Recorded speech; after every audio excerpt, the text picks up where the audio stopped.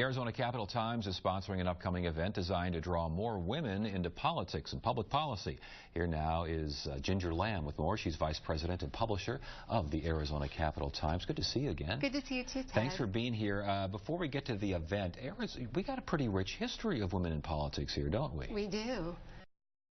Fab Five back in the 90s, and you know, the leadership of Arizona with a woman governor continued for almost 16 years consecutively, and now we have Michele Reagan running the Secretary of State's office. We have Diane Douglas as Superintendent of Public Instruction, and it goes beyond that. So women have really done well in Arizona, and I think that they've set the pace for things that have happened here.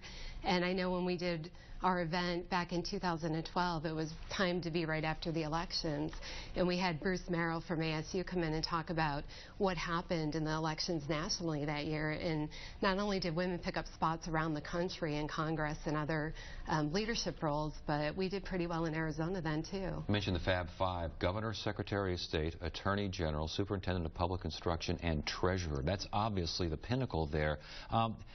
Have the numbers, though, it seems like maybe they've steadily declined a little bit, or what do you think about that as far as state government is concerned? They've declined a little bit in terms of the overall leadership at the statewide office level, but what we've seen is gains at the state legislature, and now almost a third of the legislature is made up of women.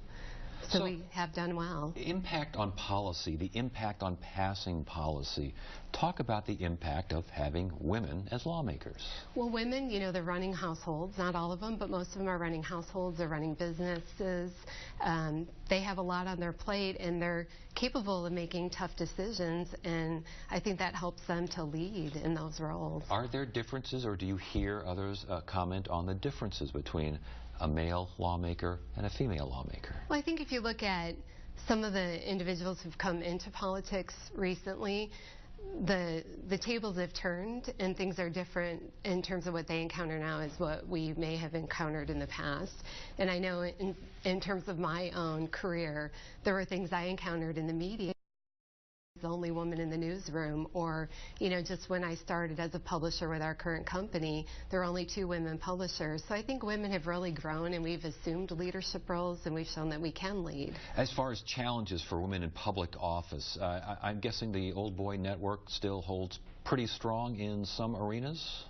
I think it does hold strong in some arenas, but there's ways to break through that, and I think as women we support one another in that and can help with challenges, and other men help with those challenges too, and how to navigate that. Can it be more intimidating for women, or can it be a bit of an advantage at the Capitol as a lawmaker, as a lobbyist? I think for women it's about opportunity, and we have a lot of opportunity to go in and make change, and we have opportunity to lead, and I think it's finding what may be a challenge or something in your path that's not allowing you to accomplish what you need, and you just go in and you conquer it and look at it from a positive, that's an opportunity to make a real difference. Is there a thought that there are women out there that have not entered the public arena, that are not involved with public policy? You may know them, other folks may suggest their names and it would come up for now. Are you hearing those names over and over, and what's keeping them out of this particular? Well, that's the whole point of Women in Public Policy, and why we created it quite a few years ago, is that we want to help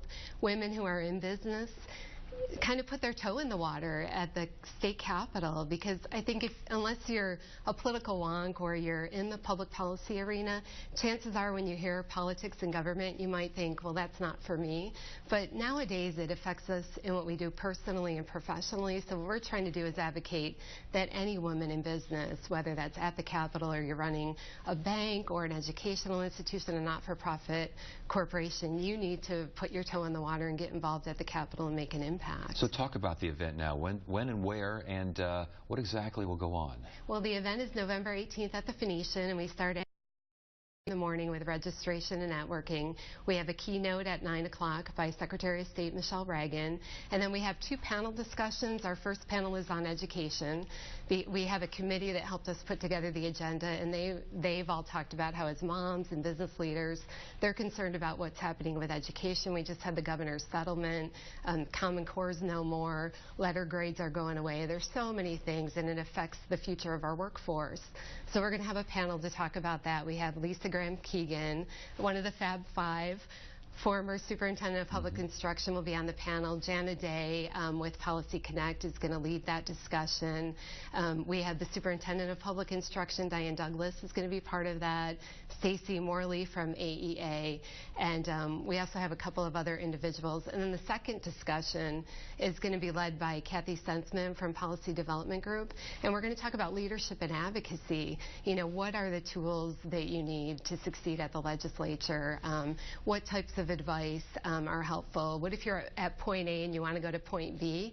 How do you get there, whether that's advancing in your career or maybe taking a hiatus and doing something else, or maybe it's, hey, I want to run for public office. So we're hoping that we're going to accomplish that and have the attendees leave with a lot of knowledge. I would imagine networking will be a major focus of conversation on all panels and in all discussions. Right. Talk about the importance, especially for women now, and networking. Networking's huge because this event, I'm always amazed. We have between 200 and 300 people from across the state that attend. And typically when I look at lists of who's attending Arizona Capital Times event, 9 times out of 10, I know most of them. Women in public policy, there's always women who I have not met. So for me and all of the team at the Capital Times, it's a great opportunity for us to network too. But if you come to the event, you're going to meet women from across the state of Arizona that are in policy, whether it's at the municipal level or the state level, and you're going to meet women who are running corporations. So if someone's watching right now and she's thinking, you know, I'm more interested in this, I'd like to go down there, what do you expect her to take from the event? What do you want people to take from the event? Well, what we want people to come to the event and see is obviously, you know, meet people who are in positions that are influencing what's happening in state government. We want people to network, meet those people.